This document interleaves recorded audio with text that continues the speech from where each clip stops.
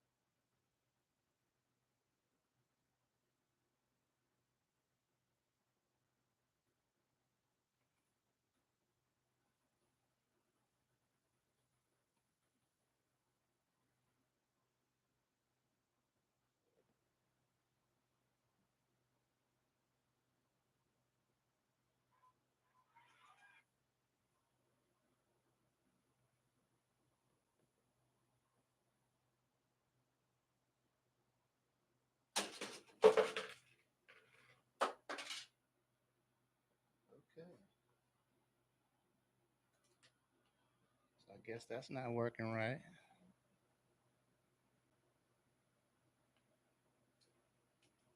I'm just setting this up, guys.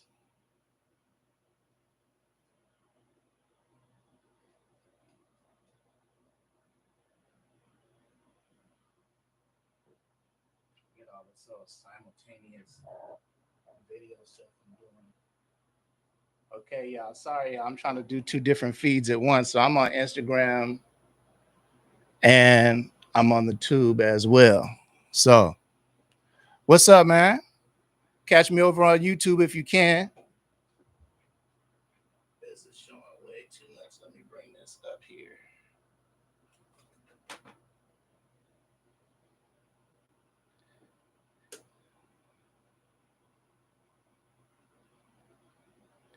Yeah, I'm on my YouTube channel right now. Search the producer whisper, YouTube, kind of phasing away from the IG. So y'all come over here to YouTube. We're gonna wait a second. What's up, everybody that's in YouTube already? Charismatic, what's up? Revision, what's up? Jay Matthews, what's up? How's everybody doing? Nice to see you. Nice to see y'all. Happy Friday, man. I got 4 people in. And if you guys have trouble finding me on my YouTube that you guys are on IG right now, go to my link tree and click on my YouTube channel and my link tree and come over to the YouTube because that's where everybody's gonna be at. What's up, everybody? What's up? Turn this down real quick.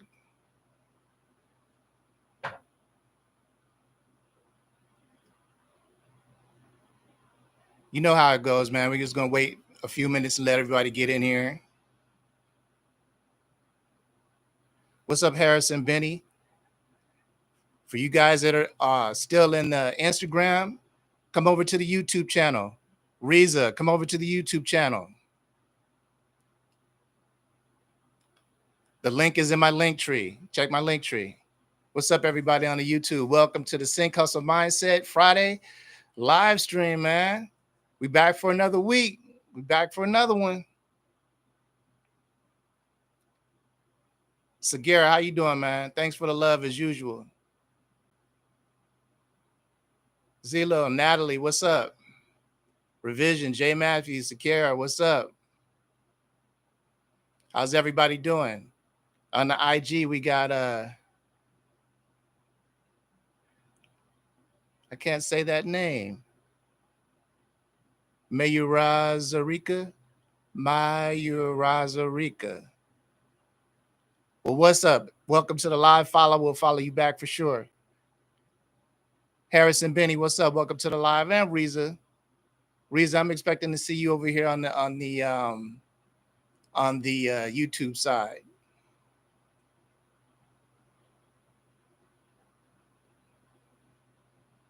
I can hold this right here. What's up, Billy? Come to the YouTube. Trying to get everybody over to the YouTube and getting used to doing the YouTube, man. I didn't spend all of this money. MC Shy, what's up, everybody? Lady producer, what's up, fam? What's up, everybody? What's up? Nice to see everybody. Nice to see everybody.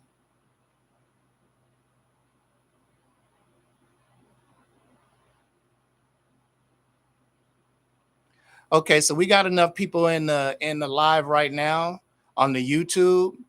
And if you're in the IG right now, hit the link tree, go to my profile, hit the link tree, and click the link and come over to the YouTube channel because we're about to start up the weekly wins. And you don't want to miss this. You don't want to miss this very, very motivational, motivating, inspiring section that we do every week, where we just basically let everybody know what forward steps we made since we last, saw each other since last Friday, right? That could be anything. Learning something in a tutorial, finishing a project, getting a placement, whatever it is. We celebrate whatever it is because they're all wins. And we might not get a lot of celebrating like that in our regular lives. So we make sure that we do it. Let me just make sure I'm set up here good. Okay. Okay, I'll go to YouTube stream, catch you in a bit. All right, thank you, everybody. Come over to the YouTube, come over to the YouTube. Matter of fact, as soon as the last person dips, I'm gonna shut the live off of the IG. There you go. Billy E. Sync up in here. What's up? Reza, what's up? There you go. Now the fam up in here. So I'm about to cut this off on Instagram. So anybody still on Instagram, I'm about to cut it off. Go up into my profile, check on the link tree, hit the link, and come over to the YouTube. There we go. Everybody gone. All right. I'm ending the live on Instagram. And yeah, until I'm able to actually simultaneously stream from just this camera to both things, like we're not gonna really do that because it gets confusing for me too. I keep looking down at the camera and that kind of stuff. So what's up, everybody? Welcome to the live Sync Hustle Mindset. Happy to have you guys back again. Love seeing everybody. Another crazy week as usual. Big talk is of course the writer strike and now the actor strike, and should be the musicians, artists, music producer, composer, sync agent, music library strike. And I got some stuff to talk to you about that. But first, before we get into the meat of the sandwich, we're gonna go to the weekly wins. And I'm excited because, like I tell you every week, man, I hate to be like a broken record, but I love these wins.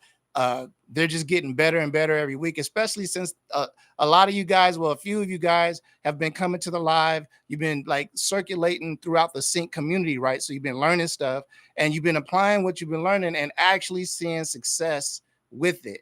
And we see you, not just the people here on the stream, but like people, every time you post something, like we see you, not just us, but these other sync companies, music supervisors, like we see what you're doing. So hats off to you. Big fire emojis for everybody that's applying what they're learning and just have that learning mindset. So let me not get all long-winded. Let's go into the wins. Let me go into the comments. What's up? If I haven't said what's up to you, let me say what's up to you right now.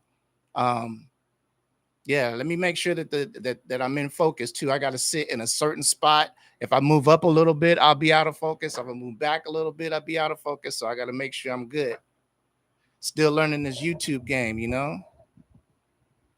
So bear with me. Still trying to stay center frame and all that. So yeah, I'm very, very there we go. That's looking good. Okay, so let me look over here real quick. Okay, here we go. We're running. A quick one in the comments that the audio is okay. I got this AC unit thing blaring in the background, so hopefully it's not too much for you guys. You guys can hear me okay, right? Just a quick little one. So the first one down here is looking like MC Shy. What's up, MC Shy? Just did a hip hop album for a library, produced, mixed, and mastered. So you know what we're gonna do, man. That's fire emojis, fire emojis, fire emojis, because we always celebrate completing things. That's one of our biggest things as music creators, is that we have, especially if you're a music producer working in a DAW, finishing stuff is just like, it's so hard to do because, and it's not a bad, well, it is a bad thing, but like I understand it because just we have so many tools, right? So when you got tools like Splice and these things, and you got, loop libraries and sound libraries and melody libraries, and plus you might have some musical inclination, so you're playing stuff and making up stuff or whatever. There's just so many chances for inspiration. Even in the middle of doing stuff, I'm bad about that, man. I'll be in the middle of making something and we'll solo an instrument, a bass line, and then end up making a whole different beat around just that instrument. You know what I'm saying? So like fire emojis, fire emojis, fire emojis for finishing something and accomplishing something. And we looking forward to hearing that, man. So, and at her, at MC Shah, at MC Shah, at Shah. There you go. Okay, so Mayor says, I was down with a viral fever last week and now I'm back in the game. So fire emojis, fire emojis, fire emojis. You see them in the comments right there. Add them in the comments. Definitely, and maybe some prayer emojis for that too, because you know, health is a very important thing for sure. And thank goodness you came through it and you back here with us. And I appreciate you taking your time right after your illness to come spend with us here in the live, man. We appreciate you. So fire emojis, fire emojis, fire emojis. We let you feel it here, man. It's not no joke here. It's for real here. Like, we're trying to make you feel the love here. This is a community here. So let's go. Let's go. Fire emojis. There you go. I see. Hey, that's what's up. Okay, so let me see. Still scrolling, still scrolling. Natalie Crawford. This week, I booked Trig the Optimist, my artist, to perform at the Campus Activities Planning Conference to book out his college tour this fall. Once again, let me read because I'm reading slow. It's still rolling. This week, I booked Trig the Optimist, my artist, to perform at the Campus Activities Planning Conference to book out his college tour. Beautiful, beautiful, beautiful. Trig out there working, man. Trig is out there working. And just side note, I heard there was a little discrepancy, misunderstanding or whatever. So I might, you might need to holler at me like one-on-one real quick so I could clear that up for you.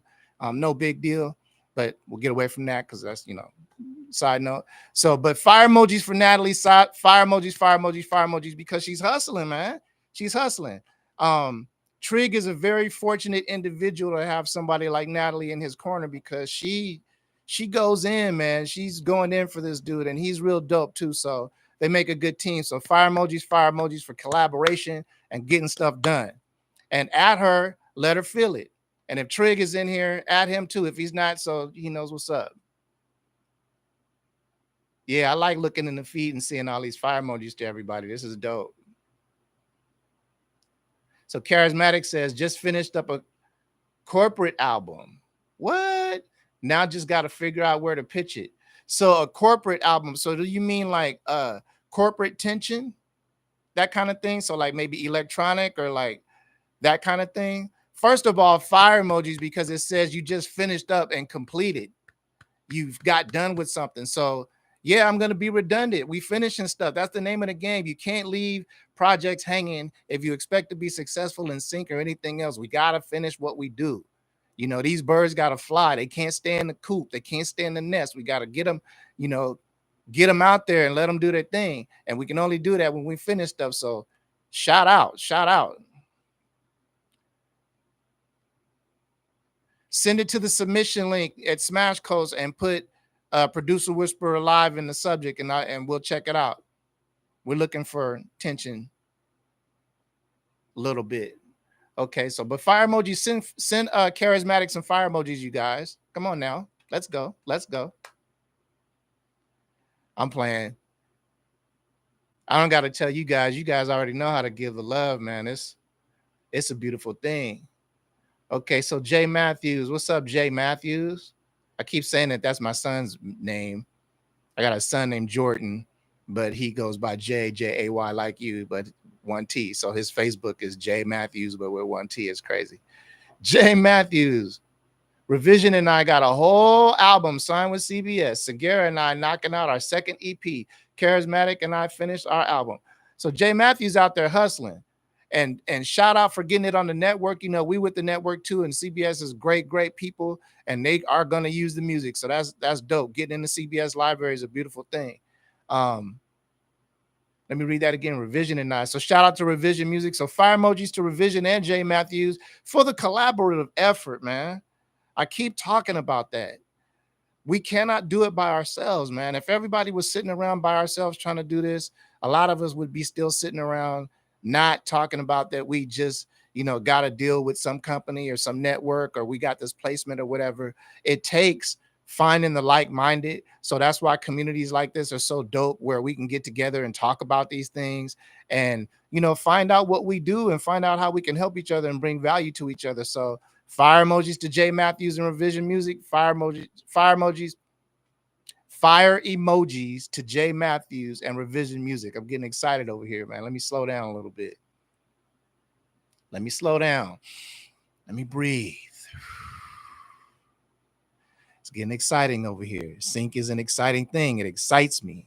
Wish I could feel my heart rate. Let me take a sip of my Gatorade so I can slow down a little bit. Hold on. Hold on. And I'm seeing all the fire emojis in the bottom. Wait till we get to the actual live, man. We got stuff to talk about today.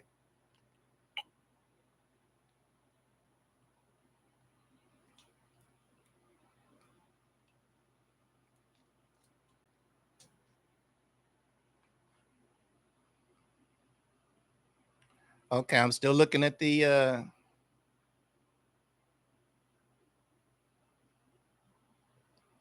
yeah, we're looking at that sports EP too. So we definitely want to hear the sports EP at Smash Coast. That's 100%. Anybody specializing in sports songs, not instrumentals so much. Okay, still looking at the win, still scrolling.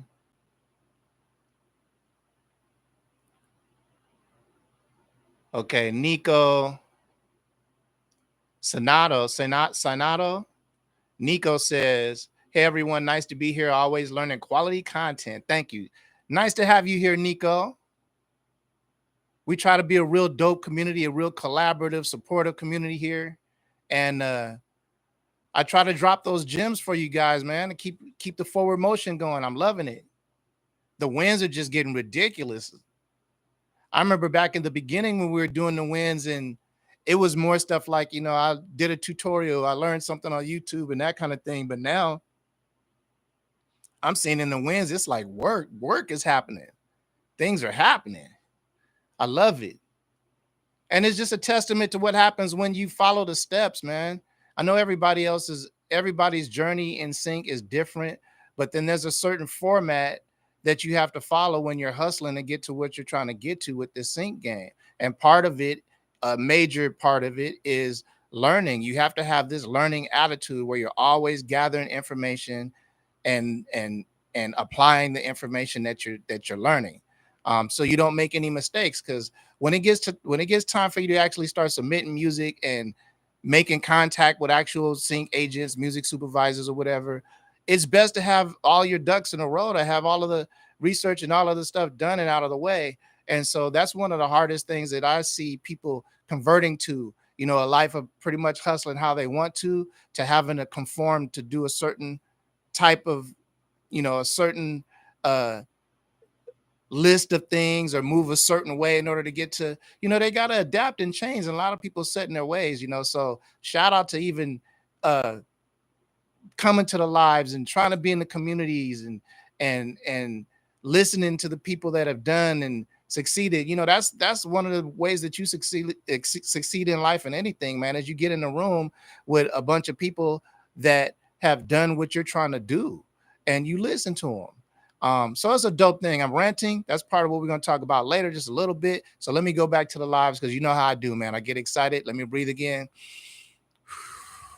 I'm thinking yoga is on my radar because I get so worked up sometimes. I swear, I get so worked up. Okay, so let me go. Let me see here. Everybody in the live stream. Okay, so no more wins. We're going to go into it.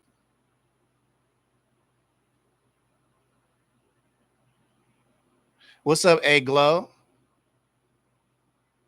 Oh, you looking at how the stream? Yeah, it does look pretty clean, huh? I'm seeing that the lighting, when I add more light, because I got the window open and I'm not trying to have it all dark, like, producer style, how we do when we're cooking. We like to have all the vibey blue lights and all that stuff. I still got them on, but I got so much bright light that it just makes the picture look better. I'm learning. So when you make them kind of comments, I appreciate them to death, man, because I'm over here fumbling around trying to get this YouTube thing right. So Creation Roll, nice to see you back, man. Everybody's back. Okay, so are we done with the oh no, creation roll jumping right in with the wins. You know what time it is. I love it. Creation roll says he put together a system to maximize his workflow. I'm calling that a win. I don't know if you knew you were jumping in on the weekly wins right now because you just got in here, but I'm gonna call that a win because anything that you can do to increase your productivity in this game is definitely key. Um, Especially when it gets to the point where you know you are working with a client, you know, God willing, you get to a point to where you're working off of a brief and the client needs something in a certain amount of time. Um, Workflow is essential. You don't want to be fumbling around looking for sounds or, you know, any of that. Templates and all of that stuff is wonderful in the game. So, um, fire emojis, fire emojis, fire emojis for dropping that jewel in here, man. Beautiful, beautiful, beautiful. And welcome to the live stream. It's nice to have you back. Trust me, it's like seeing family for real. Seeing you guys in here every week is dope. I love it. Let me look over here real quick. Hold on.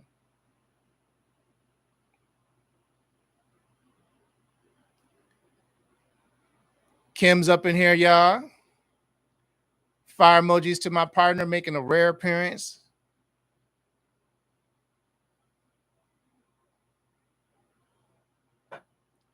Making sure my distance is good.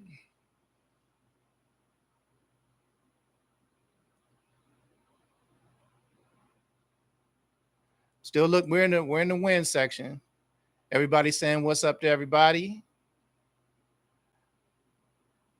Okay, so we're gonna go ahead and start counting down right now to the end of the win section because we're gonna go ahead and get into this live stream, man.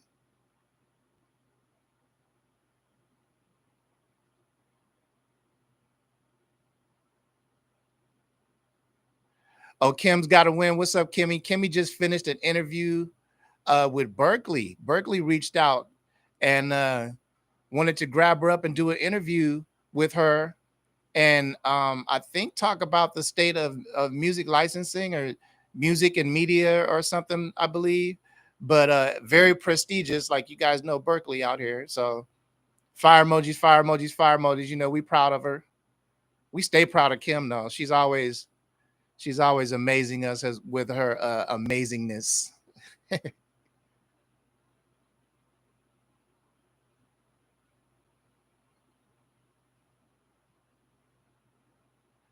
Okay, so we're gonna get into it real quick. Let me pop the note open real quick. And this first one, I'm not gonna be too long-winded about it, but the reason why I'm bringing it up is because um well, you guys know I often talk about some of the things that I've noticed during the week since the last time I've talked to you guys, you know, as far as, you know, running the company and that type of thing. Um, and one of the things that I'm seeing consistently that I'm not a fan of, that I'm hoping that more education on this topic is presented. I'm going to talk about it a lot more. I think we touch on the actual, you know, creation of the music a lot as far as structure and what types of music to make and genres and this type of thing. But the thing is that all of this work and stuff is all for naught if the submission process isn't handled correctly. And that's what I'm talking about. In a nutshell, I'm still seeing a bunch of horrible submissions, right? Submissions that are, and when I say horrible submissions, I'm not talking about the actual music because a lot of the times when the submission is bad in the ways that I'll explain to you in a second, the music never gets heard. Okay. So it's not a case of and more times than not, it's not a case of whether the music is good enough or not. If the music is good, then by the time the music is heard, then the rest of the submission is in order. But you have to have an in order submission for the music to even be listened to. If you think people are just going to listen to it without reading your email and, seeing who it is that's contacting them. That's not the case.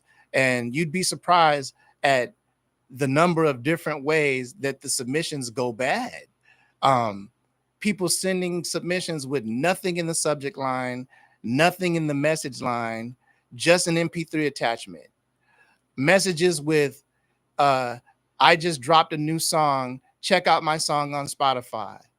Messages that start with the salutation, hey fam, or hey bro. Messages that have multiple attachments, messages that are long paragraphs, basically asking if it's okay to submit music rather than using this interaction to submit music correctly. So what I want to talk about is the absolute importance, and I can't stress it enough, of how important it is to prepare before you submit. Okay. There's too many tools out here, too much information, too many things to guide you in the right direction, put you on the right path, for people to still be sending the level of horribleness I'm seeing in these submissions. I won't call anybody out because, like, I don't even remember the names of a lot of them. Some people submit over and over and over again, and the submissions are bad. It's not our job or any company's job. No one is ever going to hit you back and say, no, we didn't take your music and this is why. That's not how the game works. It just doesn't. No one has the manpower to do that. There's always a 1,000 submissions to 10, 20 people getting in, and that might be a little, I might have the number skewed a little bit, but you know what I mean. There's usually a lot of submissions versus people that submit the music correctly and then have the right type of music, and yada yada yada. So I don't want you guys to get all entrenched in the other stuff that I mentioned, how to make the music, the actual music creation, the genres and this and that, and not pay attention to, okay, well, eventually I'm going to have to interact with somebody. Now, a lot of you guys are getting by through collaboration, and I'm not mad at that at all. So some of you guys, might not have to deal with a music supervisor right now, might not have to deal with a sync agent, because you got on social media, you saw somebody was already rolling, you had that, or already had that connection, that relationship, and you added value to their situation by bringing in your musical prowess, your skill set, which is cool. That's 100%. There ain't nothing wrong with that. I'm not hating on that. Matter of fact, I'm the producer whisperer, and I encourage that. Like, we encourage collaboration. I'm like, get in how you fit in. Right. But for those of us that don't have that luxury, or haven't crossed that line and made those collaborations yet, and we're thinking about reaching out to a library or reaching out to this one or that one, a Smash Coast or whatever. You got to have your submission game right, man. And then you can't always rely on a third party too. Not saying that you guys are not building up beautiful relationships. You saw somebody online, built up a good working relationship with them. They already had the plug. You guys are collaborating. They're getting placements with you now. You're getting placements now.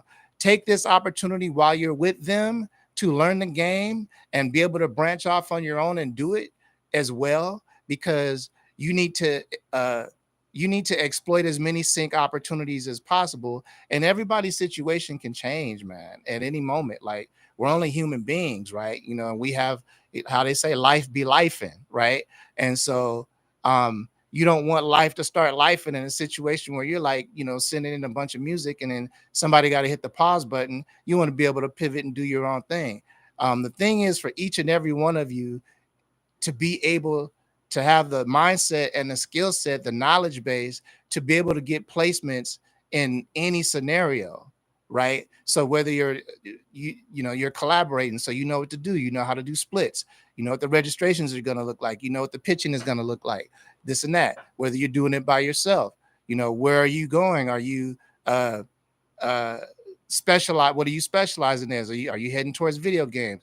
What kind of working does it take to get to the video game world, the trailer world, TV, film, or whatever? Like, so I'm all for collaboration, but the thing of it is that when you get to the submission process, all of that learning and that that work that you put in is going to come through if the submission is put together correctly. Now, first of all, I'm not going to talk about the music part of it because you guys already know, like, that's what we do here. We talk about getting the music right. Most of you guys are already uh, doing projects, sync projects, and getting deals with, the CBSs and the libraries and the Smash Coasts and stuff or whatever. So we're not going to get into the music. We're going to get into the people that haven't gotten placements yet, that haven't made the collaborations yet, and you might be thinking about reaching out to that library or whatever. Okay, so I'm going to give you some bullet points. Now, you use your personality. Okay, I don't want anyone out there copying and pasting any correspondence to anybody, because in most cases they're going to read right through that. The lack of sincerity is going to be noticed. Now keep in mind, you're talking to people that get emails from people like you all the time, submission emails all the time. We get dozens and dozens of them daily here, and we're not even a big company, so I can't imagine what an APM or a Marmoset or whoever, what they get. So the more research that you do before you reach out, the better. You don't want to copy and paste emails. You want to know who it is that you're reaching out to, and basically have a specific reason for reaching out to them in the first place. You don't want to just be like, okay, they're a library, see if they take my music. No, man. First, you go way, way, way back before you even reach out to anybody, and you find out who you are as a creator, what you're about, what you're doing, what you specialize in. What product do you create best? And once you figure that out, then you're going to realize, okay, well, I'm only going to be able to have specific people or certain types of entities market this product because I'm in this lane. Like my guys that do video game music, only certain people can pitch that music. Certain entities can pitch that music because only certain people are in that lane and have those relationships. Certain companies, not all companies are strong in that area. So I'm looking at the thing or whatever. So preparation is key. You got to know what you're talking about when you're just reaching out to somebody, and trust me, they're going to know. So go to IMDb, find out, a lot about the project or the show or whatever it is that you're trying to pitch to.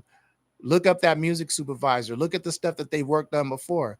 And for God's sakes, if you want some music in a library, go on that library's website, make sure that they're placing a bunch of this type of stuff that you make in the type of media that you want your stuff placed in. And it'll show right there. There's just a little bit of research.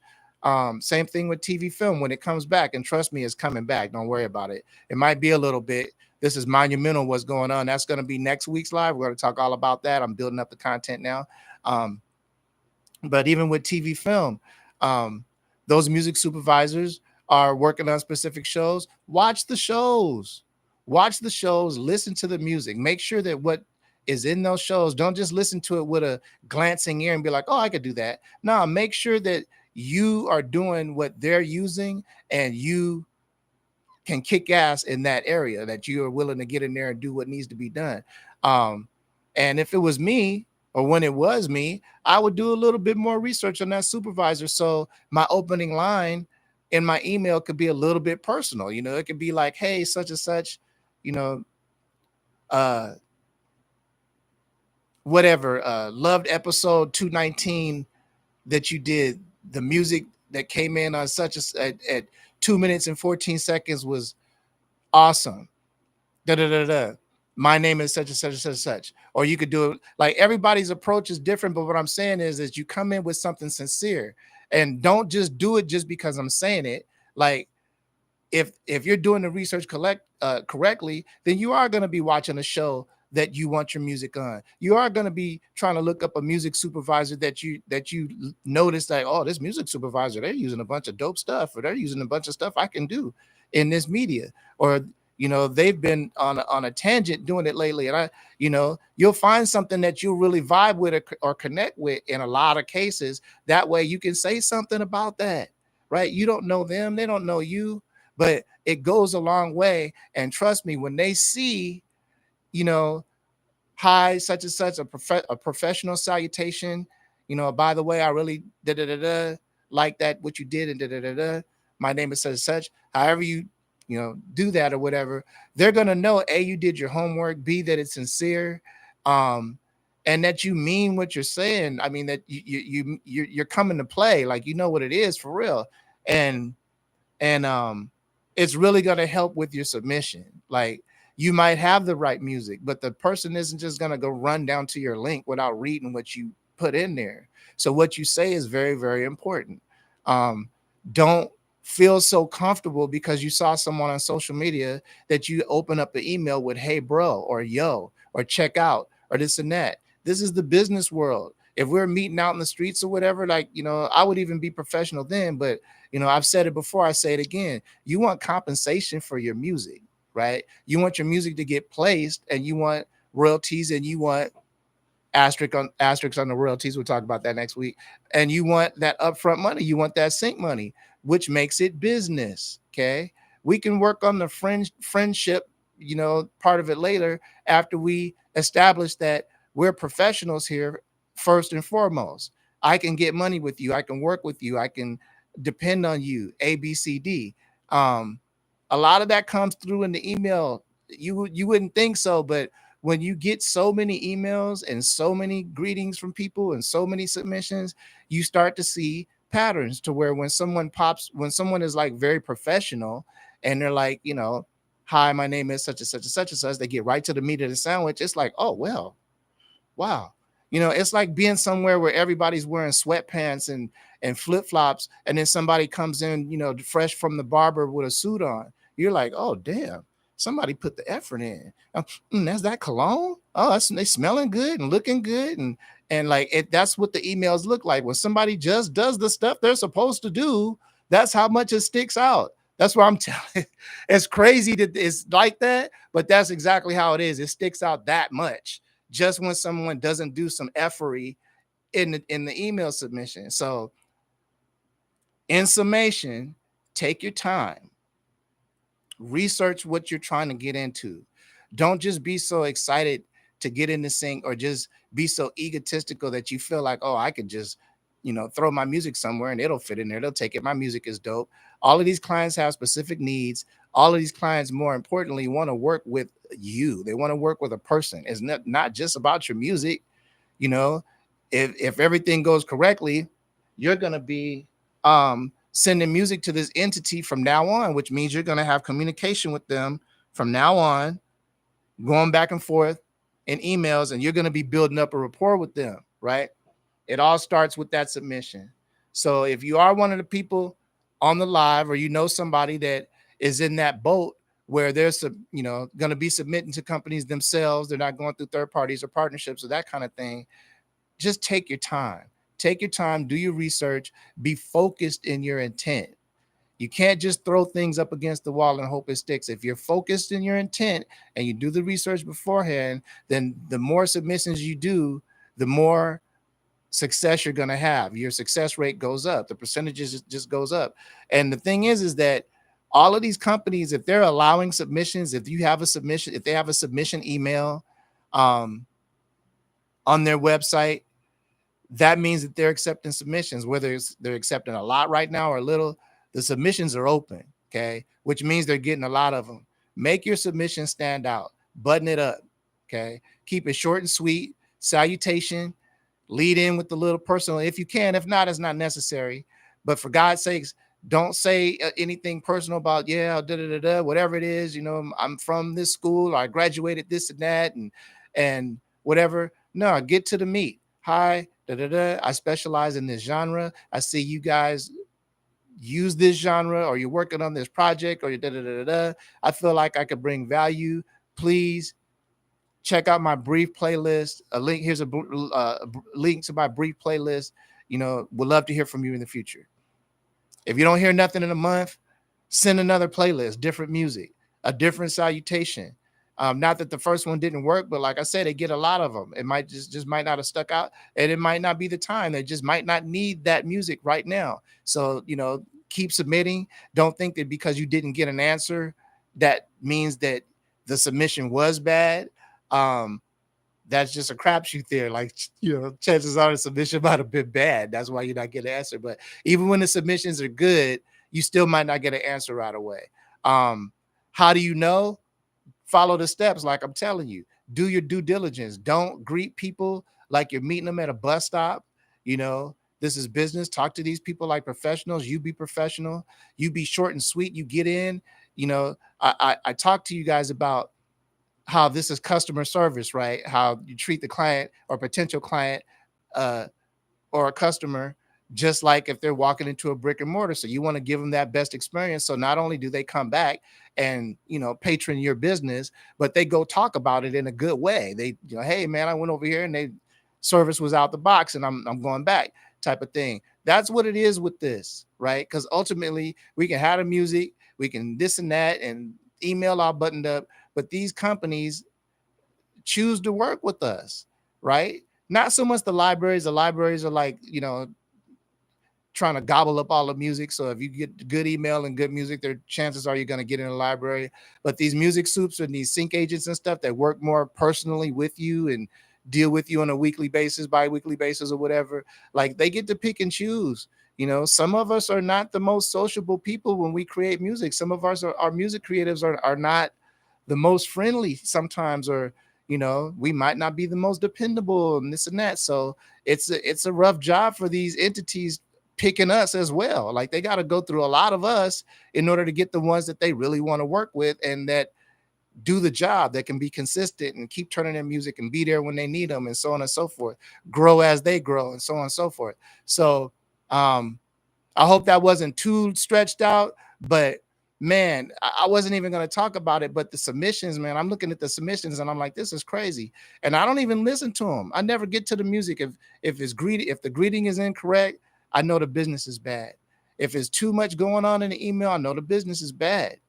Um, Even if the business isn't bad, the odds are in my favor because of how they're approaching me that the business is bad. And that's what we're doing. We're playing the odds here. Like we don't know who's going to turn out to be that great person, but we know by that submission, it says a lot. A nice professional submission. This is what I do. And keep in mind, I'm a Seek agent and a library. Um, this is what I do. If the submission is buttoned up, I immediately go to the music, right? I used to just go to the social media, but I didn't like to build myself up like that. You know, oh, the social media, because they'd be real active and then the music be like wah wah wah wah. So I go immediately to the music, right? And you know, hands clenched, like, oh, let this music be good enough, let it be like that quality. And if it is that quality, I run screaming to the social media, you know, because now I want to know who I'm dealing with. Okay, the email is professional. Okay, the email is cool. Now the music is great. Like, okay, now, excuse me, take another sip real quick. Now the music is like the music has got me on one a little bit. Let me see who I'm working with or potentially working with. And then I go to see how they're moving in their social media. Are they posting consistently? How does it look? Is it professional like the email? Now, I'm not like, I might not critique to death like that. I know companies do when the stakes are high, ad companies that pay a lot, these film companies, you know, the higher end sync, the networks that are paying higher syncs, you know, 4-figure, 5-figure syncs up front, like they're going through your stuff with a fine tooth comb because those opportunities don't just go to anybody. They're not going to pay you 10 grand unless they know you're really in the space. You know, they don't want to pay somebody 10 grand and then look on their social media and see them, you know, in a live car chase or something, you know, some crazy stuff or whatever. So they do take the time, you know, to as much as they can. They don't do background checks on you and stuff like that, but they do take the time to find out, you know, who they're working with or whatever. And in a lot of the cases, it all starts with that submission. Because you know, if they don't find you first on social media, then your first point of contact is that submission. Okay, so with all that being said, hit me with a one in the comment real quick if we're all clear on the submissions and how important it is and why you can't send a bad submission and yada yada yada. I know I said a lot, but just hit me with a one in the comment real quick and let me know if you're with me, and then we can go to the second part of uh how, when, and where to submit your music. Let me go down in the comments real quick. Jay got to get out of here, man. Okay, so thank you, Jay, man. I think he's gone already. Everybody else said bye. So when you come back to the live streams, When you come back to the live, all right, Jay, thank you so much for coming into the live on Friday, man. I appreciate you, and we will see you next Friday, hopefully. Jay out there getting that money. I love it. I love it. Okay, so what's up, Watcher? What's up, man? You can, yeah, I like this YouTube because you can always just come back and hit the live tab and see this over and over again. So, and I suggest you do because this is a dope one. We talk about a bunch on here. This is a dope one. Out of Reach, what's up? Yeah, I remember David Massey. Out of Reach up in here. What's up? Sagara says, same thing goes for DMing people for info as well. Been getting lots of DM from folks with just, hey, and then nothing until I respond. That's crazy, man. Like, y'all don't know these people. Just because you see somebody being personable on their social media doesn't mean you can just approach them and say, hey, and demand information from them. DMs are very, very sacred these days. You can't just be hopping in them, just saying anything. The whole thing is that you don't talk to anybody about anything unless your whole attitude is bringing them value. F what they can do for you. It ain't about what they can do for you. You already know what they can do for you. That's why you're looking at them, right? But if you're going to approach them and talk to them, it's already beyond what they can do for you. That's been established. That's why you want to approach them. You want to bring something to them so you can bring something to each other, So just asking hey and saying hey and yo and what's up, fam? How'd you get that done? And oh, you're just gonna just hit me up and I'm just gonna just start telling you stuff, right? I don't know you from Adam or the Joe on the subway, but we can get past that. We can get past that to where a Sagara Productions or myself or whoever will more than gladly give you that information. That's what we on here doing anyway. Because we want to see everybody win, but we also want to see everybody be professional in the space. Okay. How we communicate with each other is extremely important. How we communicate is going to establish that level of respect right up front. We're professionals first, right up front, not homies first, not friends first, not even acquaintances first. We're professionals first. So let's act like that first, and then we'll build everything off that. That's what I'm talking about. That's what this is about. If you guys are trying to win, bring value. Come to somebody and say, hey, man, I see what you're doing. I do this. I would love for you to be able to tutor me or answer some questions, but I don't want to just be asking you for stuff. What is it that I can do for you? I'm good at A, B, C, D. I can mix. I can whoop, whatever. This is a bartering system. See what I'm saying? When I talk about collaboration, I'm talking about collaboration. And sometimes that means barter. That don't mean go up and be like, okay, this person is selling something. Let me ask them for it. No, okay, well, you're selling this. I know how to hunt. You know how to fish. Let's go hunt and fish and we'll both eat. See what I'm saying? So just a lot of that, you can hear the angst in my voice. And I'm glad you said that, Sagara, because Kim and I get the same thing. Kim is like, she gets those DMs, quite a bit. I block people when I get them too much. I mute them or however you can get those to stop. I try my damnedest to get them to stop.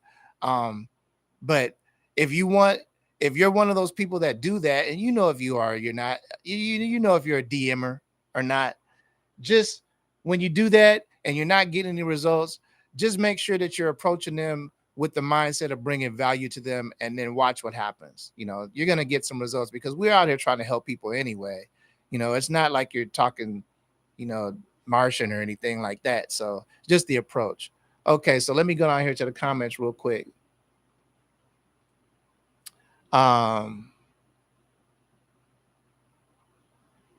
Sir, for a producer in licensing music, is social media profiles or Spotify artist profile or YouTube channel play an important role in making good impressions? Okay, so I'll answer that. Yes, and yes, because each one of those viewpoints, so YouTube, social media, Spotify, is an opportunity for someone who doesn't know you that could monetize what you do, help you get to where you're going, have an access point to you. So they might not see you on IG, but they might be a Spotify fanatic. So they're always looking up new artists on Spotify. So I encourage people to be active on Spotify. If you're an artist, be an artist. Don't think that being an artist is like, making corny music or whatever. No, do your thing. Bring as much attention to yourself in that space as possible, because it's only going to bring the advertisers. The advertisers want to work with artists that are out there doing their thing. They want to be they want to be part of that artist's success, right? So yes, be active. As far as YouTube, yes. Why do you think one of the reasons that I'm on here? Yes, I love helping you guys. I'm addicted to helping you guys. I've been doing it for a few years now. But me up in my game, getting off of Instagram, getting on YouTube, which is an education platform. YouTube is the biggest search engine on the planet. So when people are searching how to do things and information on things, they search here because there's videos for it. Right. So this is me up in my game. I'm trying to do the same thing. Yes, absolutely. YouTube. And I would like to have 1 million followers on here.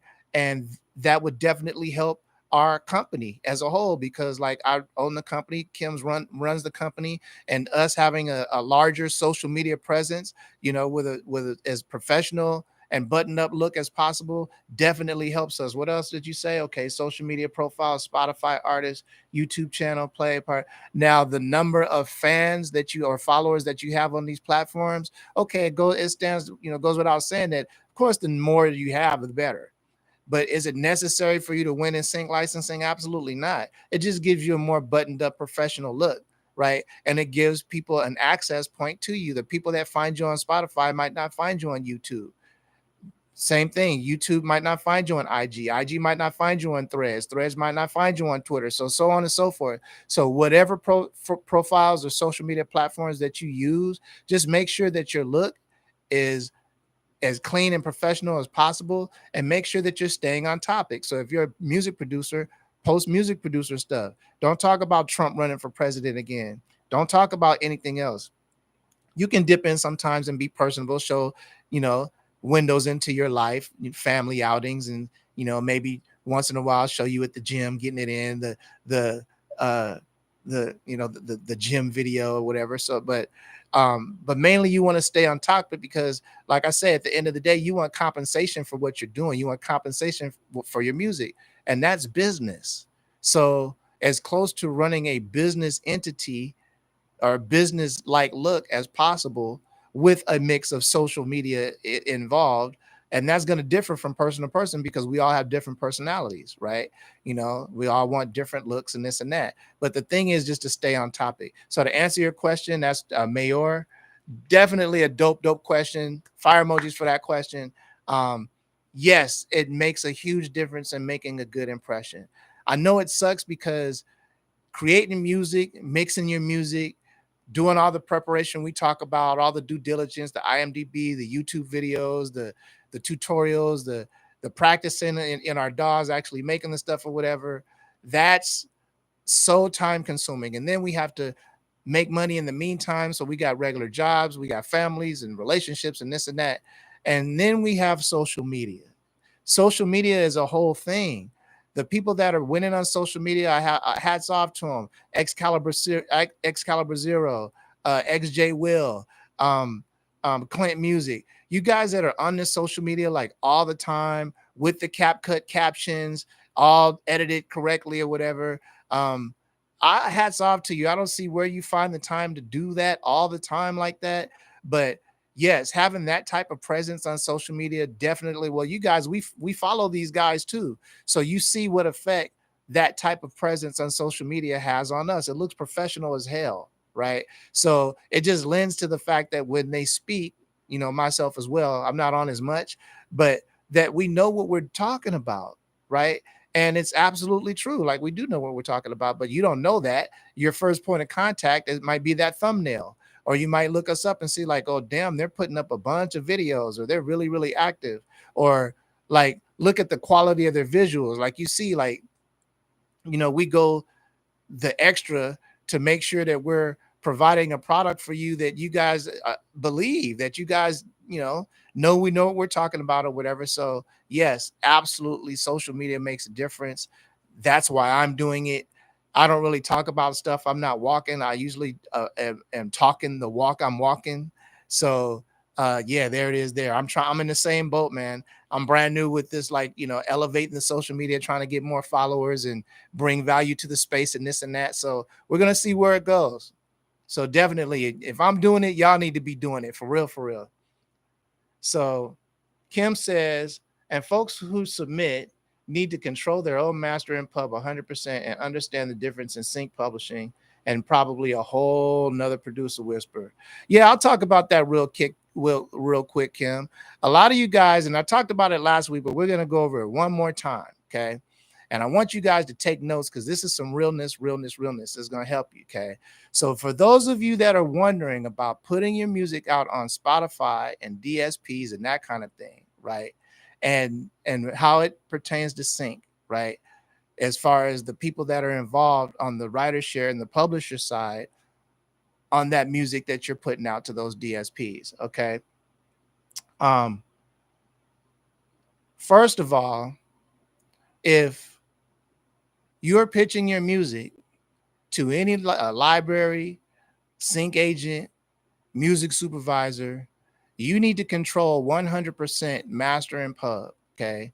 Now, that's not saying that you need to own it, just you need to have 100% control of it, over it, which means that whoever's involved in that project, you have to have written permission, i.e., an agreement that says that you have the right to pitch that music to whatever situation you're pitching it to, and all parties involved agree to that. Okay, that's part of that makes you what's called one stop. One stop means that a person can come to you for music and there's no issues with that music. They're not going to have to go to this producer and get permission. They're not going to have to clear this sample. They're not going to have to do this, that, or the other thing. Once they get the music from you, the music is green lit because you've done everything. You control everything. It's greenlit to be sent to whatever media that it's done. So that's first and foremost. You need to control 100% of the master and pub if you're pitching music. Okay. If you have people on the publishing side on the music that's out for your DSP, that's cool. However, you guys choose to split your publishing up and your writers are up for that on the DSP, I would suggest you do it as evenly as possible. But if you don't, you don't. That's what you guys do, whatever. But when you're trying to pitch music to TV film, a music library is a publisher. Okay. A lot of the times, 50-50, a sync agent is a publisher. Smash Coast Music is a publisher. Okay. Music supervisors are not publishers. Some companies are not publishers. If they deal with just advertising, say, for instance, they might not be a publisher, so they might not take publishing. But say like 75% of the time, the companies that place your music into media are publishers, especially libraries, 100% of the time. So what happens is they don't tell you don't release that music to a DSP. These companies do a one-time retitle of that music. And why do they do this? I'm going to explain it to you. It makes two title versions of that song. So one version can be untouched. The version that you put out on the DSPs with your people that have all the crazy splits on the publishing and all of that stuff, it goes untouched. That's what you guys get. That's what you guys agreed upon. That's what that is. So all of those streaming dollars that come in, yeah, I was sarcastic as hell. Whatever comes from it, that's what you guys agreed upon. That's what happens there. The sync title in the sync world is usually even splits. Okay. More times than not. That's what you want to do. It makes the whole process streamlined. But the thing is that publisher needs to get compensated for the royalties on the publisher side.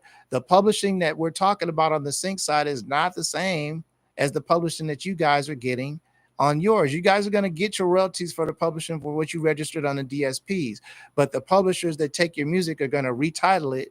And now you got two titles with the same song, which makes it dope because you got it's over here working on this block, getting money over here from the DSPs and the streams, and it's driving your fan base, which is driving, your marketing and everything else. And then you got that same song over here working on the sync side, and the only place that it's titled differently is in the PRO. So well, yeah, the placement is under the different title, but they usually retitle it very similarly to the same title, so it still follows the same. Like, so we're not going to be like just song don't make no sense because of the new title. The new title, the retitle usually makes sense or whatever, but it's for sync, right? And we're promoting that for sync. But the thing is that if you come to a company like ours, all of the music that you place with us, if it's out there on a DSP, it gets retitled. So all of the splits that you guys did, that's cool, but none of those people that have publishing on that title for the DSPs are going to get publishing in this situation or with a library or with most sync situations that have a publisher, because that's where the publisher collects at. But it's a win-win. So hopefully the people that are on the publishing side on that title that you released on the DSPs, they're also on the writer side. So they all still get their same splits on the writer side, and nobody's really losing anything, right? But you can't get a lot of people to pitch your music and not collect their, what they're due. And that's what sync is. Sync is the majority of us are publishers. That's what we do. We publish this. Like if you go to a book, write a book, and you go to a publisher and the publisher puts that book out. That's what we do. We get to your music to the people that put that music out. We put it out in TV shows, and we put it out in the commercials, and we put it out in the video games, and we put it out in this and that. So that's what we do. We're getting it published out there, and that's why we get that compensation. Not in all situations. If we, we're getting deep into the advertising world now, so we will be doing deals to where if there's enough compensation on that front end for the for the commercial, then, there is no we won't take publishing. We'll just all split that front money, that 20, 30 grand, 40, 50 grand, 100 grand, whatever it is. And that'll be that. And there's publishing sometimes on commercials. If you get a campaign, Lord knows we've been seeing those BK Whopper commercials. Oh God, they're so irritating. But I wish I had done the music behind them singing them terrible jingles, because whoever did that is getting paid. See what I'm saying? Hopefully they didn't just get, a buyout. They're getting paid for that. So that was just to add on to Kim's point real quick. So shout out to Kim. There's a huge difference when it comes to publishing, just for the DSPs putting out there, and then the publishing that we're talking about for sync. If you need more clarity, ChatGPT. There's plenty of YouTube videos talking about retitling. Some people don't like retitling. I'm kind of against it if you do it a lot. You don't really want a bunch of retitles for the same stuff out there, because it starts to bring the value down. But if you got one or two companies pitching your stuff, they're going to go ahead and retitle it, and that's cool. And we suggest that you do that. That way you have your DSP music working, and then you have your sync music working as well. Hit them from all sides, man. This is a street fight. We biting and scratching and kicking and everything, man. We doing what we got to do. So Lady Producer says, will libraries retitle more than once? Most cases, no. Like the same thing, no. And you don't want to do that. You kind of want to send libraries their own music, right? And that comes along with the doing your research. So you want to find the libraries that fit you. So you make sure that they're placing the kind of music that you specialize in, that you want to be down with that. So if you find a library that you want to rock with, and you find more than one of them than you want to rock with, there's no excuses for sending the library the same playlist of music. We're producers. You guys know we got hundreds of pieces of music on our library, on our computers that ain't even finished, right? So tailor make a playlist for each library that you're sending music to, and make sure that it's the best fit for that library. That's what I would do. I wouldn't copy and paste any music. It's a personal thing. So, but to answer your question, no, they don't retitle twice in most cases that I've seen. I could be wrong. It might not be an absolute, but I haven't seen it. Kim, I don't think you've seen it in any either. So, so Lady Producer, dope. Fire emojis for the dope question. And so, yeah, so I was going into how, when, and where to submit your music, but I think you guys already know that. Like, you prepare for beforehand before you even start to submit your music. So we already talked about how to submit your music, how to make the email short and sweet to the point. Do your research, salutations, link, get in, get out, right? When to submit, when you're ready to, when you have submission sufficient music to submit. You know, you didn't just do a 5-song playlist and you don't have any more to submit. You know, make sure that you build up your catalog and you're ready to get down. You know, the submission game is a whole game. So you don't want to be submitting in the middle of creating music, in the middle of working on briefs, in the middle of dealing with, you know, kids, in the middle of whatever. So, you know, build up a bunch of music and then get in the right mindset of submitting and then attack that. You know, it's going to take time to do the research I'm talking about. It's going to take time to research those shows. You know, when I said find out who you are, where you fit in, you know, it's going to take time to do that. Okay, I make this kind of music. I'm dopest at this. I specialize at this. Who places this? You know, where can I even send this? Jump down that rabbit hole. Then you're going to find out where you're supposed to submit at first. And then that leads to where you're supposed to submit. So, but that's it. That's all I had. I could have got into AI this week. I definitely could have got into the writer strike, but that's next week because we're building on that topic.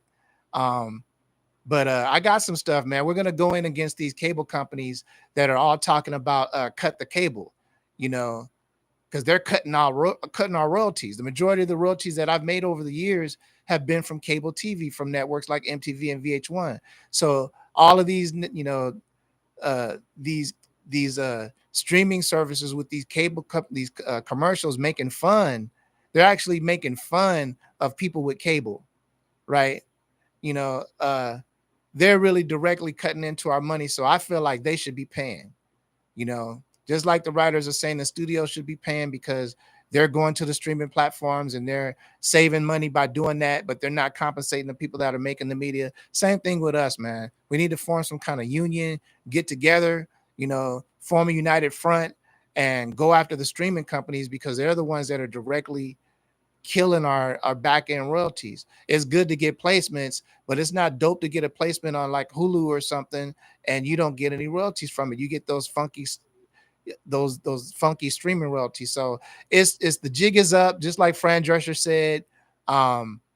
It's time to change the royalty rates and change the whole way streaming royalties are paid, and that structure is done. And we're not going to get into it right now. I lied and said we weren't going to, but I said a bunch right now, but we're not going to. So don't get into it too much right now in the comments. This is the whole next live stream, the whole next one. I'll talk about it. I'll put up a video this week and talk about it a little bit, but next week that's what we're talking about. So we're going to go into the Q&A real quick and then we're going to get out of here.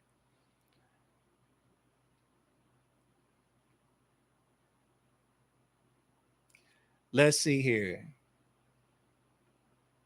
One library retitled twice for my song. Should I be worried?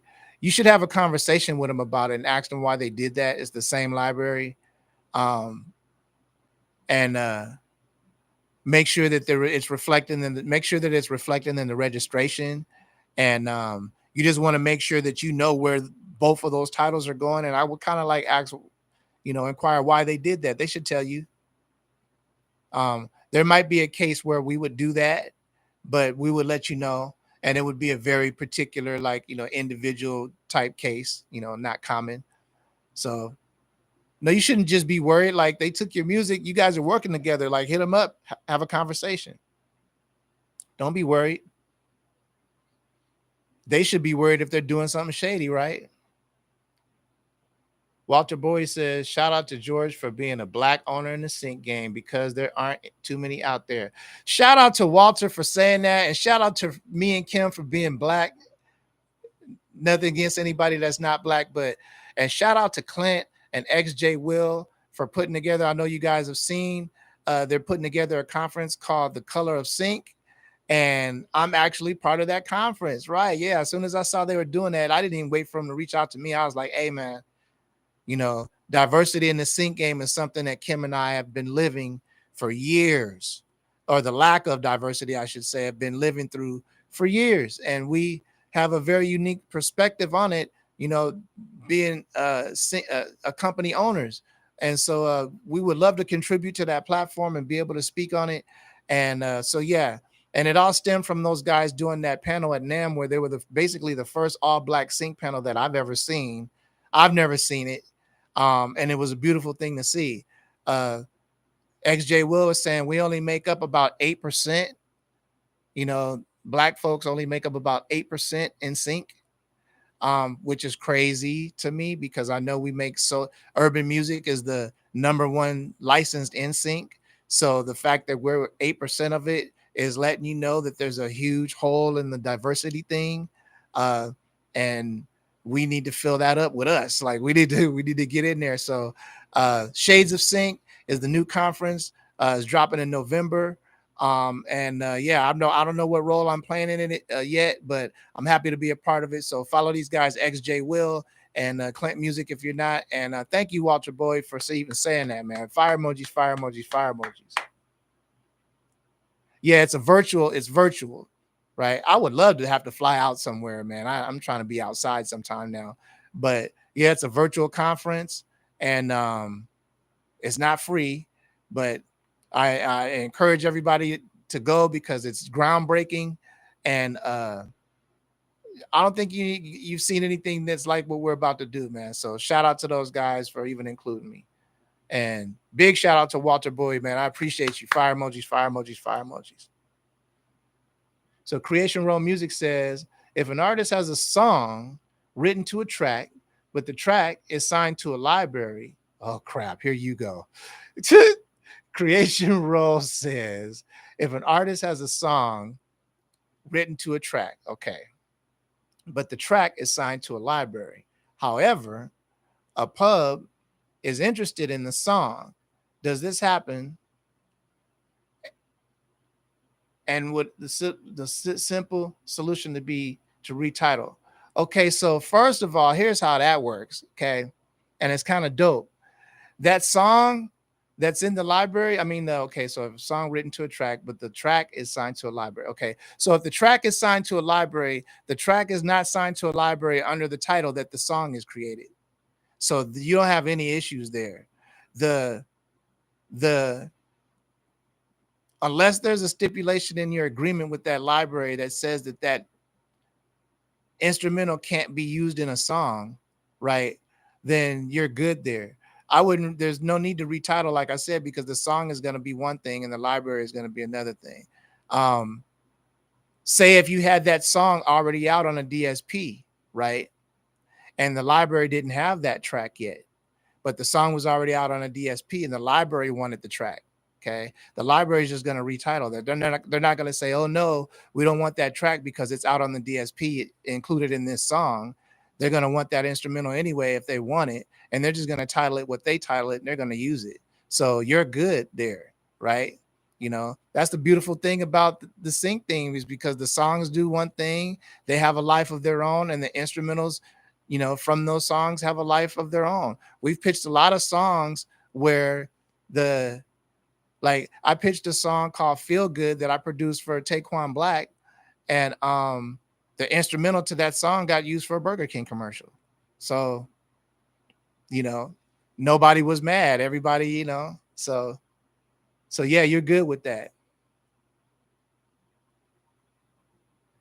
Thank you so much, Natalie. You know why I'm here, man. Thank you so much. I appreciate you. And let's get all that resolved so we can get this music popping. Let's go. And big fire emojis to Creation Roll for the great question, man. I love it. I love it. We are still officially in the Q&A. We are winding down the live stream. We have been on here for 1 hour and almost 15 minutes. We still have a few of you in here, and I appreciate y'all. The Producer Whisperer Sync Hustle Mindset live stream. We do this every Friday, and we talk about all things sync, hustle, and mindset. Because if your mindset is impaired, then your hustle is impaired, and you're going to be making a bunch of mistakes. So we make sure that we correct all that. We talk about everything on here, not just sync. We talk about, you know, we won't get into it. You guys know what we talk about, but tap in, subscribe, like and subscribe. And God, I just said like and subscribe on the YouTube channel. I'm one of those guys now. So if you're not following me, hit the follow button, hit the notification bell, like and subscribe. We're here every week, man. So any more questions? Or are we going to dip up out of here? So do you split with the writer even though just the instrumental was played? No, in most cases, the person that did the instrumental is the person that gets compensated. If you're not on the instrumental, then you don't split anything with the person. It'll be a different title, right? You know, if you guys did a song, if I did a song and we split 50-50, if I'm the artist and you're the producer, we're 50-50 on the writers, right? Um, if that instrumental gets placed and I'm not, from that same song and I'm the artist, I don't get any money from that. I don't be like, hey man, the instrumental from our song got a commercial. Like, where's mine? Like, I didn't hear you on there, bro. Like, that was the instrumental. Like, you could, if you wanted to, you could shoot back and give them some or whatever, but that's not, you submitted a song, and so you're good there. Hold on. How does corporate music incorporate into sync licensing? Where does it typically get used? Um, Corporate music gets used in like corporate training videos and stuff like that. So you get hired to a job and they do videos where, they sexual harassment and like, all the type of stuff when you do orientation with a job or whatever, or they do training, it might be OSHA training for safety or that kind of thing, these safety videos where they do animation or whatever. So companies like that usually buy bulk. They'll buy, X amount of pieces of music for X amount of money. And that falls in the lines of micro licensing. Say, because you're not going to be getting back in. It's not TV film. It's not broadcast. It's not anything like that. It's micro licensing. It's the equivalent of like um, uh, leasing or selling music to like YouTubers or people that are doing like local car dealerships or local companies and that kind of thing in your hometown or whatever. Like, they're going to purchase that music or purchase the rights to use that music for X amount of time. And how it will work is you would give them exclusivity, so if they're using the music in their company and they don't want other companies to use the music, they might hit you with an agreement that says or whatever. But if not, um I wouldn't give them exclusivity if they're not asking for it. That way you can move that music around it.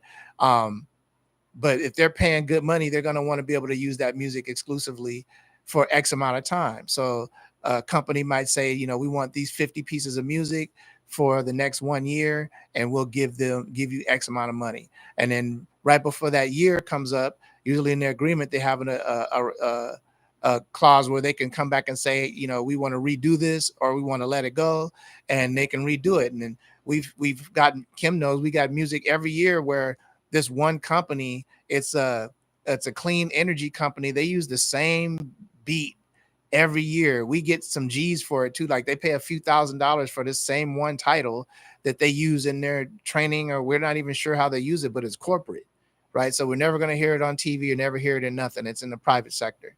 But that's how that works. Companies like that are looking for music all the time. Big companies, Motorola and so on and so forth, that have uh, um, a need for music like that, that I'm sure like companies aren't even reaching out to. They'll go to companies like I think it's called Revision, not Revision, uh, might be Revision too as well. Uh, nah, it's wrong. But there's a company that just does music for YouTubers. Like, most of the YouTubers get their stock music from this company or whatever. And I think that's where a lot of these private companies are getting their music from.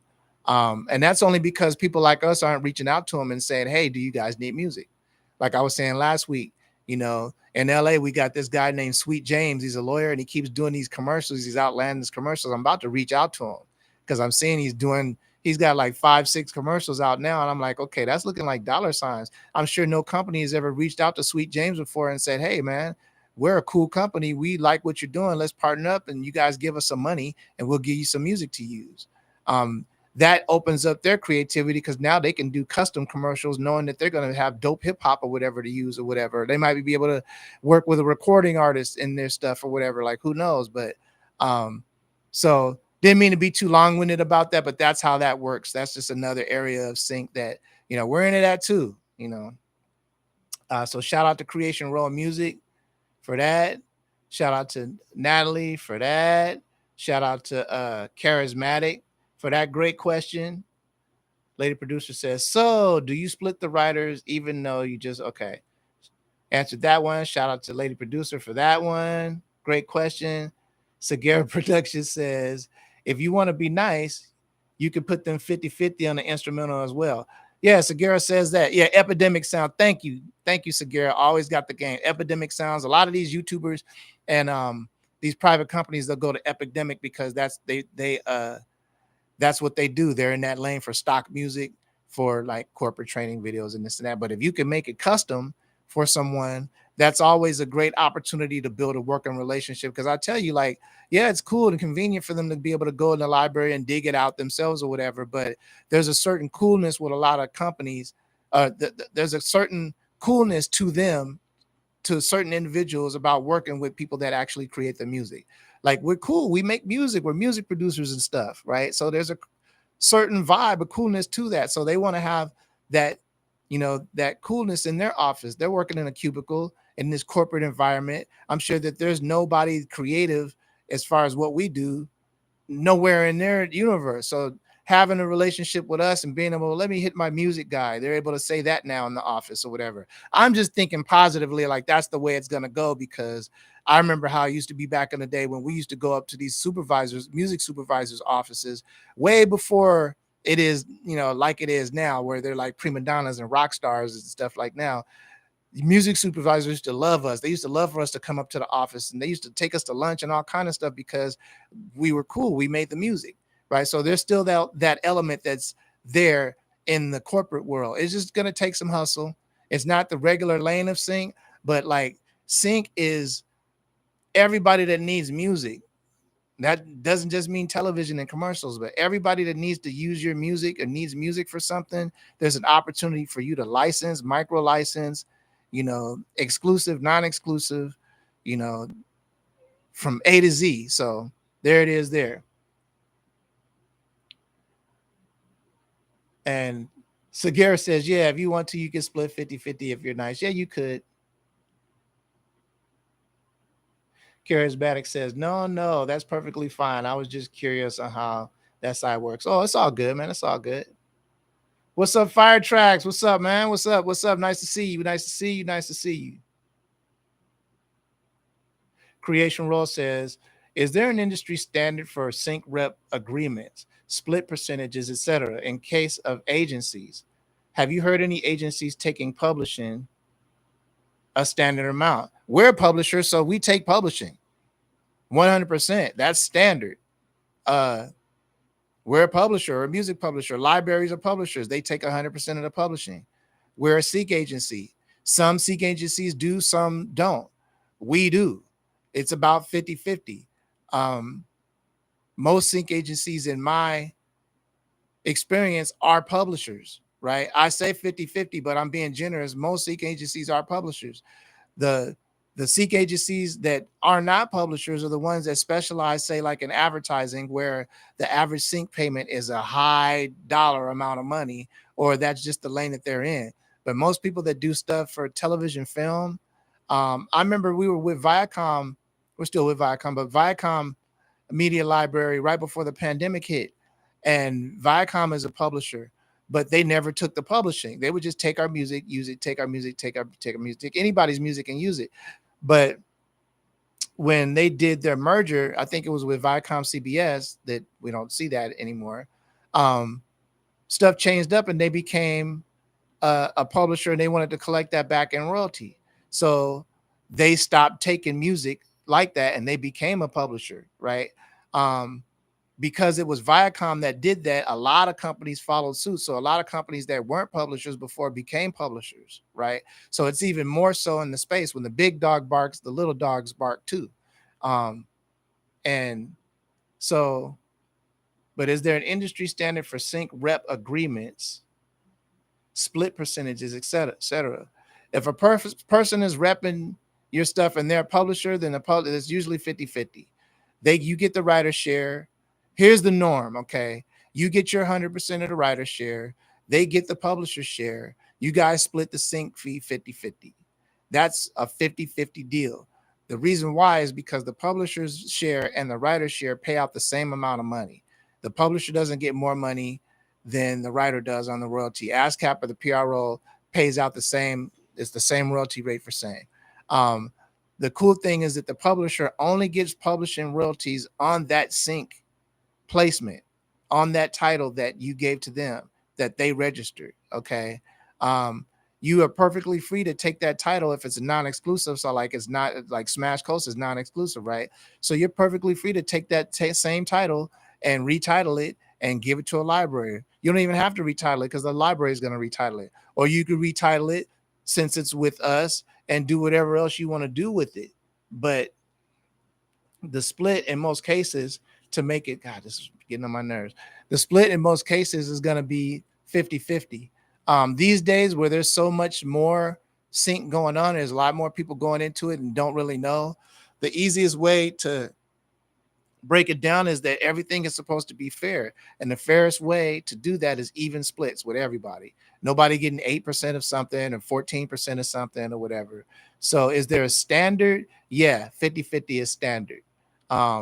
Is that absolute? No, because it could always deviate depending on the situation. Have you heard of agencies taking publishing a standard amount? 50%. I mean, 100% of the publishing, that's what we take. The publisher is the publisher. So the publisher gets the publishing. That's just how that is. There is no percentage of the publishing. You know, if you're pitching the music yourself, right? And you're going directly to a music supervisor. So somebody that's actually putting that music on television, or they're the person doing the show or whatever. There's no publisher involved. Then when you register your music, you have your publishing as well. So don't not have your own publishing. When you register your music, you're supposed to have your publishing as well. Like I tell you guys, you're supposed to get money with this music any way that you can. So one way is working with a publisher where they collect the publishing, you get the writers. Another is collaborative. Another is like you do it, yourself. Like, so you're not going through a sync agent, you're going directly to television. There's no publisher involved. That placement still generates publishing. So now you get double. This is what I learned way back in the day when I was going directly to music supervisors. My checks were so fat because I'm registered as a publisher and a writer. So when I would get my royalty checks, I get for the same placement, I get, how they come. 1 month you'll get your writers, and the next month you get your international, next month you get your publishing. So when my writers would come, it'd be juicy. And then when my publisher would come, it'd be juicy too, but for the same placements that I got with my writers, because it's all registered. So when you're not going through an agent or you're not going through a library and you're going direct to someone like that, that's why the submission process is so important, because you should go direct as well. You get paid twice as much as you would get working with me or working with a library or working with anybody that comes in and gets a piece, right? Direct is always the best way, but direct isn't the only way you should do it, because not all of us are efficient at doing it direct. We're not the best at emailing. We're not the best at communicating. Collaborative way or networking is a great way to break into sync. Like I said, somebody already's got that lane. You can bring them value. You get in that way. But I went off on a tangent. I don't want to do that again. I hope I answered your question. That's out to Creation Roll. Fire emojis for the great question. Do sync agents accept corporate music? We absolutely do. Libraries do too. So I would go to libraries and just ask sync agents. Not everyone does.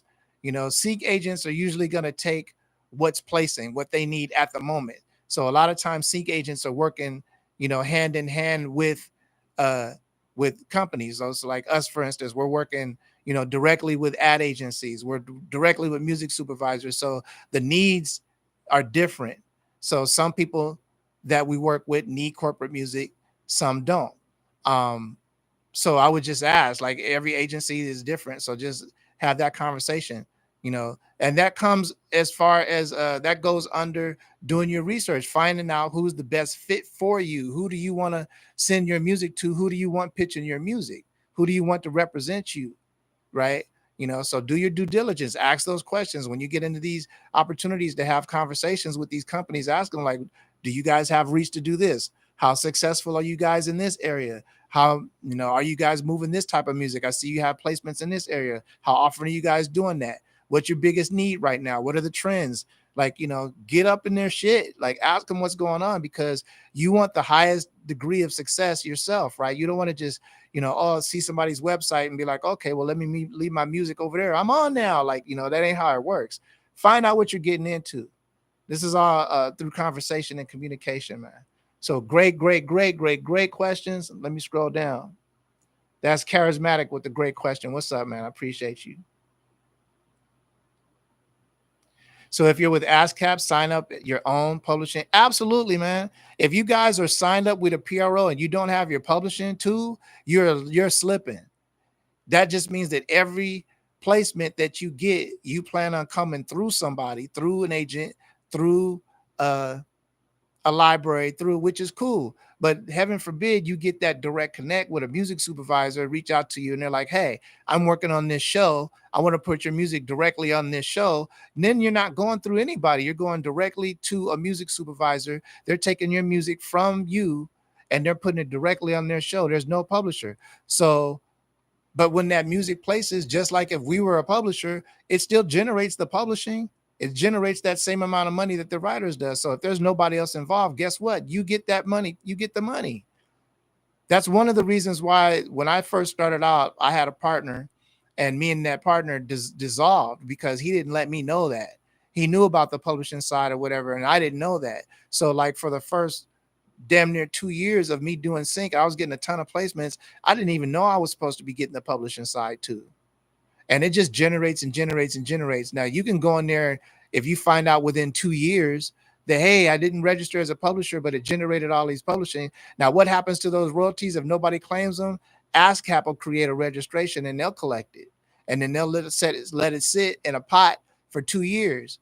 And then when it's gone, it's gone. Now they say it vaporizes. Me, I think that it's collected because you'll see a register. If you ever go into ASCAP and you see those registrations that are like registered by ASCAP registrations, that's what happens. Somebody didn't do something. The title generated some money, and there's money generated. So ASCAP had to generate, a registration for it, so there would be a representation of that title. So yeah, Firetracks. If you don't have publishing costs money. I think ASCAP is a couple $100. BMI is a little bit of money, 100 and something, whatever. I forget what it is. But whoever don't have publishing, get your publishing. Now, that doesn't mean that when you come to me or a Seek agent or a library, you're like, I got to have my publishing. No, you have your publishing there for when you need it in sync. Okay. So when there's no one else involved, your publishing is there to pay you. But if there's someone else involved, then the publishing is there for you to give to them the right to collect on the publishing side so they can collect and get you those placements. Do it all. Don't just rely on libraries and sync agents or whatever. Get your skill set up and your networking and your email game up. Do your due diligence and start reaching out to music supervisors and that kind of stuff yourself. That way you can get all the money to yourself. You don't have to go through nobody. There's nobody collecting anything but you, right? So you got all of the library music working, you got the sync agent music working, you got the corporate music working, you got the micro licensing working, you got everything working. That's what this game is. That's what sync is all about. It's about getting your music into every area that you can get it into, that you can be efficient in. If you can work in that area and you can make music for that area, you're pro in that area, put it everywhere. That's a piece of game that I think is going to get clipped out, and I'm going to make a clip and post that. So yeah, if you don't have your publishing, get your publishing. You shouldn't be even syncing music. If all you have is your writers, you're slipping for real, 100%.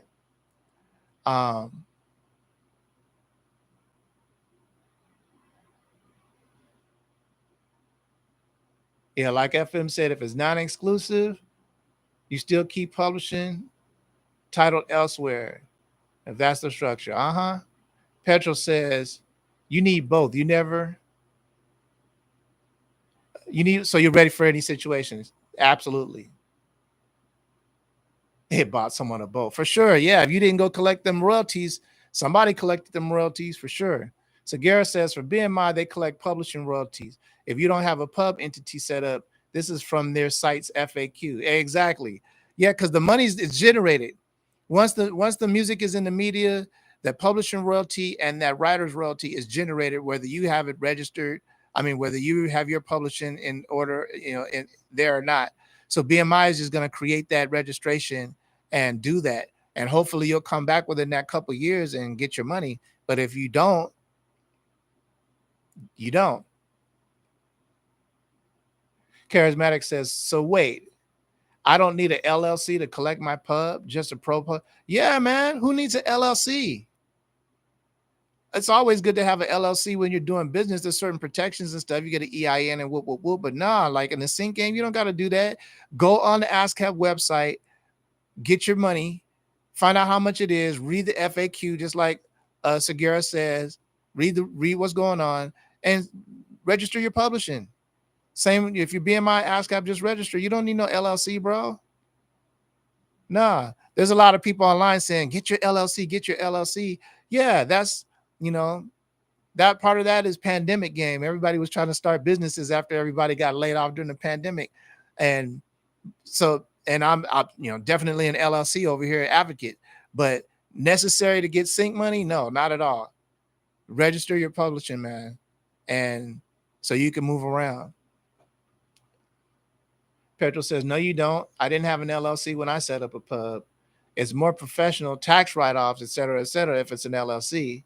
Okay. And you don't even have to have an LLC to write off stuff. Certain stuff you do, but to start the write-off game, like you really don't.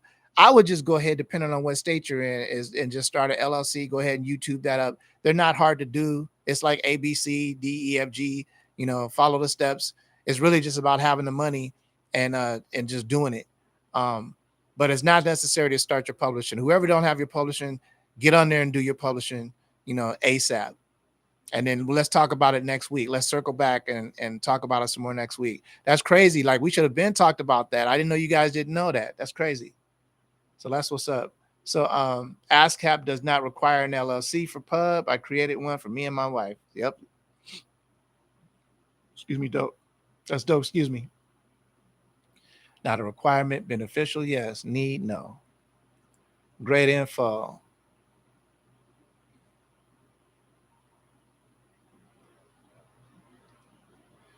You should get a DBA. That's dope too. You could do a DBA. I told you guys at the beginning of this live, sorry, and like on a lot of lives that we do, if you guys want money for your music, you're doing business. So the more detailed with your business side of your business, the more success you're gonna have. Like, you got to structure this in a way that you're gonna be good in the long term. So yeah, doing a DBA, doing an LLC, having your publishing set up, like. You notice all of the stuff that we're talking about has nothing to do with sting outs or tension cues or music or nothing like that, right? So there's definitely layers to being successful in sync. There's the whole business side. There's the whole networking and social side of it. There's the whole business side of it. There's the whole creative music making side of it. There's a lot, but it's not too much for us to learn and get down, and it's not too much for us to be professional and really, really succeed at and win at. So don't be discouraged if it feels overwhelming sometimes. It seems like every week we're learning something new about sync, but trust me, it's not a ton of stuff, man. It's just certain things that you need to know to win in this game. And I'm loving these questions, and I'm loving this community because as you see, we're learning. This is dope. This is so dope. Great info. So let's give ourselves applause and fire emoji round real quick before we get on to the next question. And we're going to start winding down because I got to get up out of here. But let's see what's up here. Let's see. Okay, so Song Trust says their unallocated royalties are redistributed to major publishers. I don't know what they mean by that. Redistributed. Oh, okay, I get it. That means they keep the money. In a nutshell, they keep the money. You guys didn't claim the money. Unclaimed money gets redistributed within the company. So that's I would say it's crazy, but it kind of stands to reason. Like, you didn't come and get it. You left it. You didn't want it. You didn't register as a publisher. You let the music get placed and generate all that money, and you didn't do anything about it. So I guess somebody should get it. It's just laying around. It's like finding money laying on the ground. Shoot. Now you would think. Now here's the slick shit right here. You would think that PRO, because they were able to create a registration for that unclaimed publishing, that their system could automatically fire you an email. Oh wait, it's unclaimed. Oh no, but there's a title. There's a title. Yeah, they'd be able to fire the people that are on that title an email saying, hey, there's been an unclaimed yada yada yada on the publishing side. You have X amount of time to, register your publishing, this and that, or whatever. I don't know. Maybe there's a gray area. I don't know who they would email with that. Anybody on the writer side might not be entitled to the publisher side or whatever. They might go ahead and email the person who registered the music on the writer side. That makes sense now that I'm thinking about it, and just let them know, hey, that we created a registration on the publisher side. So yeah, I'm thinking that there's a way that they could let us know that, so we're just not oblivious to it, and then they end up collecting the money. So I'm thinking that there is some slickery there now that I'm thinking about it. I'm glad we're having this conversation, man, because I've never had this conversation before. And now I'm seeing like, okay, yeah, there is some things that could be fixed. So that's crazy. Black box money. Uh-huh. Asan, the producer. What's up, Asan? What's up, everyone? I got here late today. Gonna check out the recap once this post. That's what's up, man. Welcome back. Oh, can you or Kim do a live on all the online tools we can use? Example, TuneSet, TuneFind, Sound Exchange, and Clang Clang Dang Dang. You already did it right there. We don't need to do a whole live based on that. That's like 10 minutes of research. Matter of fact, go to ChatGPT and say, ChatGPT, can you please tell me all of the online tools I can use for synchronization? And then you put TuneSet, TuneFind, Sound Exchange, and you put that in the ChatGPT, and then tell me what ChatGPT says. If ChatGPT gives you some information that we can't give you, then we'll definitely do a whole thing about it. And put Clang Clang Dang Dang in there too. Segura says, not me Googling Clang Clang Dang Dang like it was real. Y'all hilarious. Yeah, put Clang Clang Dang Dang in ChatGPT with these other companies and come see if it'll spit a list out for you.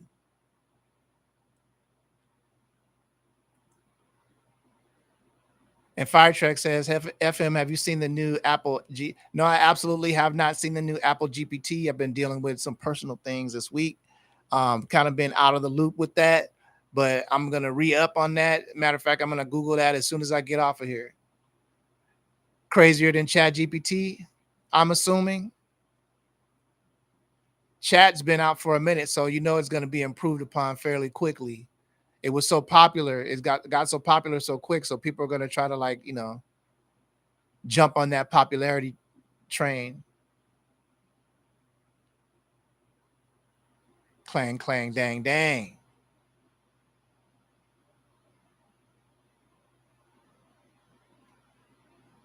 Bard by Google is insane too. So Bard and Apple GPT, Bard by Google and Apple GPT. Kim, take this down for me, please. Bard by Google and Apple GPT. We're on that. We're on the whole AI thing. So let's go. So any more questions, man? I don't want to just sit here and babble. This has been dope, man. We got some good stuff in the Q&A today. You guys are on one today with the questions. I love it.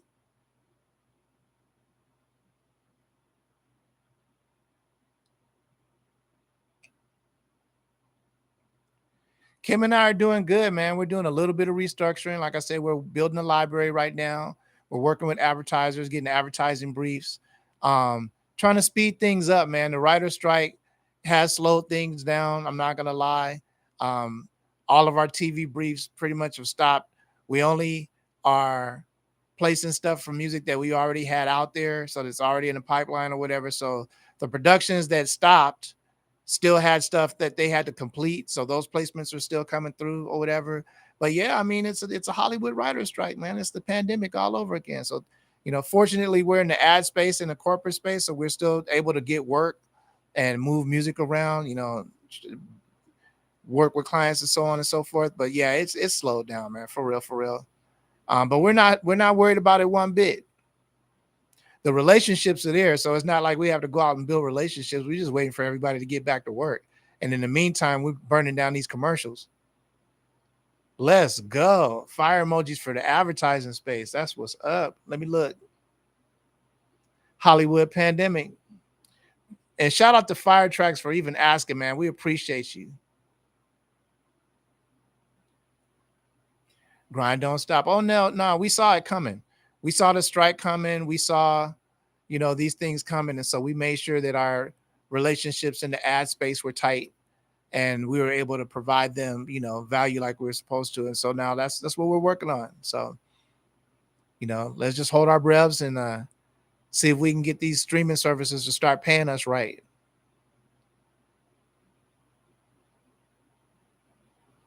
Apple integration, it should replace Siri. Okay.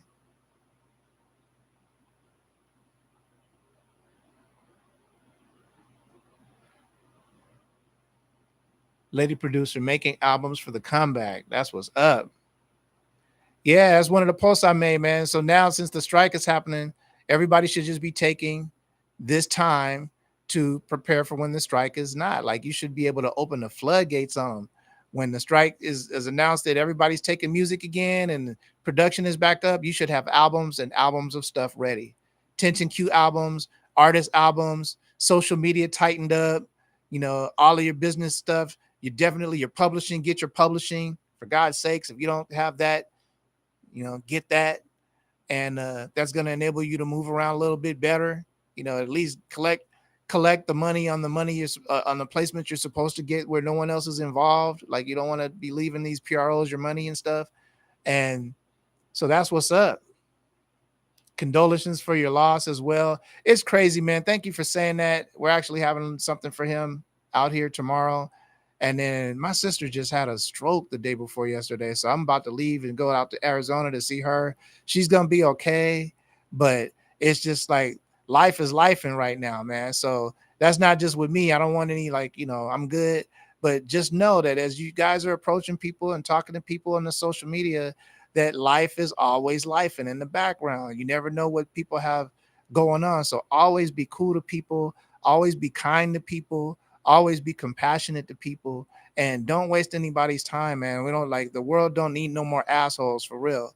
And all of us are going through something. So a little kindness, a little appreciation, a little anything like that goes a long, long way. And the reason why I'm saying this is because, like I say, I love y'all. Y'all be in the comments. You remember stuff like that. I didn't say anything about this the whole live, and you remembered that. And it's just crazy to me that you guys are like, you dope like that, man. I don't want to get all emotional and all that kind of stuff or whatever, but this is what makes the world go round. And this is what's going to make things easier for all of us. Cause yeah, we could get on here and act like everything is hunky dory. Our lives are great, but we all know that's not true. We all got stuff going on in the background. And so a fire emoji, a prayer hand, a big up. I see what you're doing, fam. A keep going. Don't stop. Let me help you.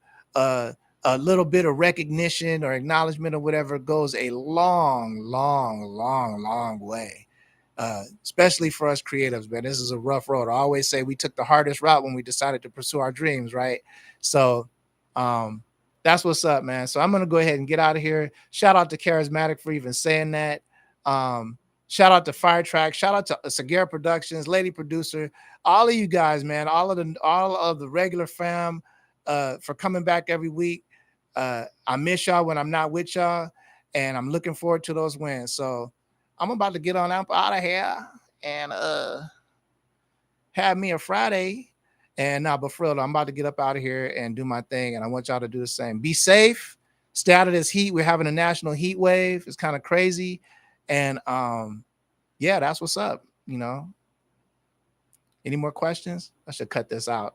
I don't know how to say goodbye. I got to figure out how to end my live streams, this YouTube thing. I'd be like, oh, there you go. There you go. I got the peace emojis. Shirley Sound, what's up? Hassan, what's up? I didn't see Shirley Sound before. What's up, Shirley Sound? Thank you. Thank you for coming. And that's what's up. Y'all say bye to everybody. I'm out. I'm the Producer Whisperer. Peace.